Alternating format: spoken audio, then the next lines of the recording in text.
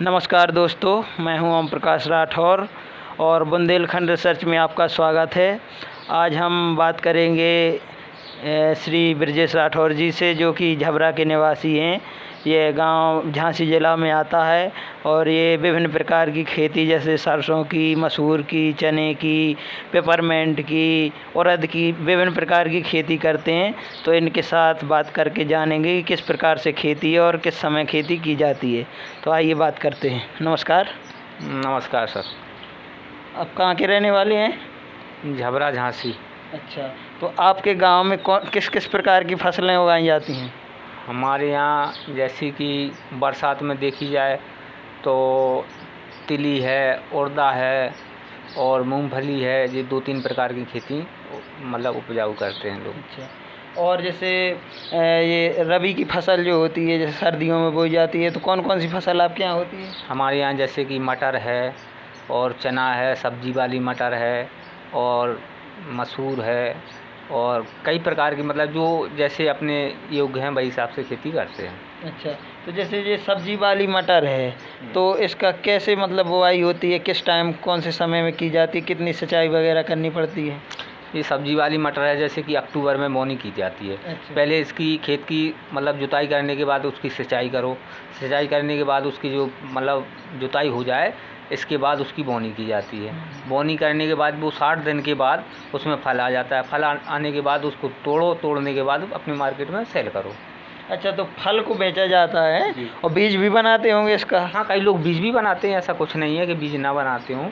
जो कई के जैसे मालूम नहीं उपयोग मतलब बेचना है जिनको कच्ची मटर, तो अपना बीज बना लेते हैं। तो अच्छा, ये बताइए, जैसे सब्जी की मटर आप बेचते हैं, तो आपके यहाँ मार्केट क्या मतलब मार्केट में बेचने जाना पड़ता है या घर में ही कोई खेतों में ख़रीदने के लिए आते व्यापारी? नहीं, ऐसा कुछ नहीं है। मतलब ऐसा है जैसे कई व्यापारी आते हैं जो खेत के खेत खरीद लेते हैं, तो उनको तोड़वाना नहीं पड़ता है। नहीं तो क्या करते हैं कि हम खुद की मजदूरी लगा के अपने 10-25 लोग लगाए मजदूरी से और तोड़वाया, उसको मार्केट में ले गए और बेच दिया। अब रेट वहाँ कंफर्म करना पड़ता है कि मतलब 5 किलो 120 की भी जाती है, 100 की भी जाती है, 90 की भी, वो मतलब जो रेट के ऊपर डिपेंड करता है। और आपके यहाँ जैसे खेतों में मतलब सुना है कि ये मैथा बोलते हैं, जैसे पेपरमेंट, तो इसकी भी खेती होती है? इसका कब कौन से सीजन में इसकी फसल होती है? इसको जैसे कि ये अब हमने बताया आपको कि सब्जी वाली मटर, इसको तोड़ने के बाद फिर जो फरवरी का महीना आता है, जो फरवरी में जो साफ़ हो जाता है खेत, जो फरवरी का महीना आता है, फरवरी के मतलब 20 फरवरी तक उसको मतलब पेपरमेंट को खेत को जोता और बढ़िया बना करके उसको पेपरमेंट की जड़ लाए और पेपरमेंट बे दिया। ठीक है, पेपरमेंट बेने के बाद उसमें क्या होता है, 14-15 पानी लगाने पड़ते हैं। उसको दवा ववा थोड़ी केमिकल मतलब जो कीड़ा वीड़ा लग जाते हैं उसके बारे में दवा लगानी पड़ती है। दवा लगाने के बाद उसको मई के महीने, मई में मतलब 120 दिन में उसको काटना पड़ता है। काटने के बाद उसको क्या होता है, ट्राली में भरा और ले गए अपने प्लांट पे वहाँ उसको तेल निकलवाना पड़ता है। तेल निकालने के बाद अपने उसको सेल कर देते इसकी हैं। पत्तियाँ मतलब कटाई जड़ वगैरह समेत निकालते हैं या ऊपर का कैसे कटाई होती है? नहीं, जैसे चना वगैरह काटते हैं ऐसे ही काटते हैं? नहीं, हाँ, चना जैसे मान लो अपनी चना काटते हैं, उसी ऊपर का जो नीचे जड़ है वो जड़ ज़मीन में रहती है, उसको ऊपर काट के अपने करवा लेते हैं। तो ये इसकी कोई बीज आता है या जड़ की बुआई मतलब रोपी जाती है? नहीं, इसको मतलब 2 प्रकार से बोया जाता है। जैसे कि मान लो कहीं क्या करते हैं कि जड़ भी बो देते हैं, हमारे यहाँ जैसे जड़ बो देते हैं। उसके बाद अगर जैसे किसी को लगाना है तो वो क्या करते हैं, बरसात के महीने में उसको कटवाया, मतलब 4-5 इंच का पेड़ हुआ उसको कटवाया, कटवाने के बाद उसको जैसे कि धान लगाया जाता है, इस प्रकार से उसको रोपा। मतलब कट के लग जाता है जी, बिना जड़ के? जी। अच्छा, तो एक किस्म की कलम टाइप की जैसे हाँ, अपन हाँ, बनाते हैं हाँ, वैसा कुछ है? हाँ। तो फिर इसके लिए प्लांट वगैरह कहाँ है आपके क्षेत्र में? ये प्लांट में तो जैसे हमारे गांव में भी एक प्लांट है और अच्छा, मतलब झबरा में ही है? हाँ, झबरा में भी एक प्लांट है और जो बगल में नज़दीक एक स्किल है 2 किलोमीटर है, वहाँ भी 2-3 प्लांट हैं। कई जगह प्लांट हैं, मतलब जहाँ खेती होती है वहाँ भी प्लांट।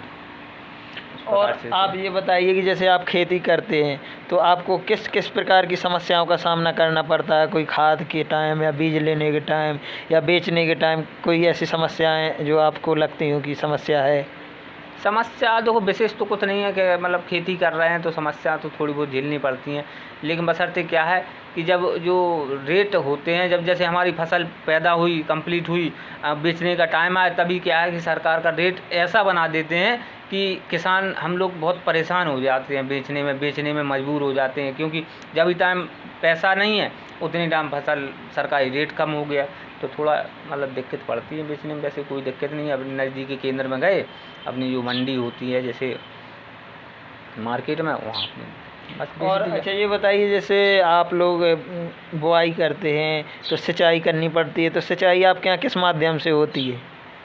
सिंचाई के तो देखो सरकारी ट्यूबवेल भी हैं, वैसे प्राइवेट अपनी बोर निजी की बोर कराए हैं, और बस उसी प्रकार से अपने मतलब लाइट के कनेक्शन है उसी से बस। तो आपके यहाँ नहरें वगैरह हैं नहीं है? नहीं, नहर की कोई सप्लाई नहीं है हमारे यहाँ। आज से मतलब 15-20 साल पहले नहर का पानी आता था, सप्लाई भी थी, और 15-20 साल पहले, इसके पहले कोई नहर का मतलब पानी नहीं आ रहा है।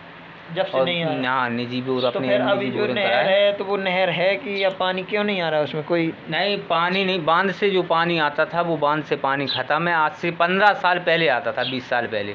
जब से कोई पानी नहीं आया, जो निजी बोर है उसी से पानी चल रहा है। कौन सी नहर है आपके पास? अब नहर का तो नाम है मतलब ये पारीछा बांध से नहर है, वही नहर है। तो क्यों, क्या समस्या होगी, क्यों नहीं पानी मिलता वहाँ से? अब वो वहाँ तक पानी इतना मतलब छोड़ते नहीं हैं, ऊपर से बांध से पानी इतना छोड़ते नहीं है कि हमारे खेत तक आ जाए, ऐसा कुछ है। और आपके बच्चे वगैरह कितने हैं? बच्चे 2 हैं। तो क्या उनकी पढ़ाई वढ़ाई कितने अभी कितने साल के हैं? अभी एक तो मतलब 15 साल का है, एक 12 साल का है। अब पढ़ाई पढ़ाई तो वगैरह- ऐसी चल रही है, प्राइवेट है। अभी जी लॉकडाउन में थोड़ी वो बंद रही है, और बस वो का और ऐसी चल रही है। खेती के साथ साथ और कुछ काम धंधा? खेती के साथ साथ अभी तो कोई काम नहीं है, बकाया अपना गुजारा चल रहा है खेती से। चलिए, हमने ब्रजेश भाई साहब से बात की और बात करके हमें बहुत अच्छा लगा और बहुत विभिन्न प्रकार की जानकारी मिली जो कि हमारे किसान भाइयों के लिए बहुत ही महत्वपूर्ण हैं। तो इनका बहुत बहुत धन्यवाद। और अगर ये जानकारी अच्छी लगे तो हमारे चैनल को लाइक करें, सब्सक्राइब करें। सब्सक्राइब करने के लिए बहुत बहुत धन्यवाद।